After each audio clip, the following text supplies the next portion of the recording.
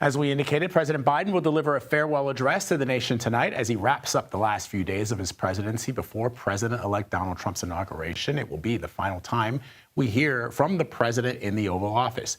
I want to bring in CBS News White House reporter Willie James Inman. He's joining me now from the White House to talk more about this. So, Willie James, the White House released a letter from the President of the United States. What did it say?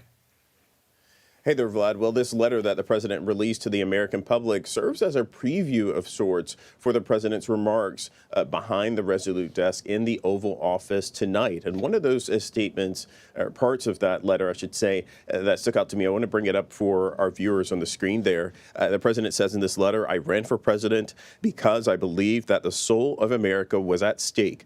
The very nature of who we are was at stake." And that's still the case. And the president goes on to say in this letter that it's been the privilege of a lifetime for him to serve not only as president, but of course, he served in other roles for over 50 years. That's what he notes in this letter. He also talks about some of the things that he sees as major accomplishments, record job growth, over 16 million jobs since he became president of the United States. And he also touched on where we were at that time when he took over in the White House. We were still dealing with the remnants of COVID-19. The vaccine was still not widely available for many Americans across this country. But he also said in his letter, Vlad, he said, "We emerged stronger, more prosperous, and more secure." And that is, of course, something that he hands off to President-elect Donald Trump. In his words, the president saying that the current president-elect is on a better footing since President Biden has been in office here at the White House, Vlad.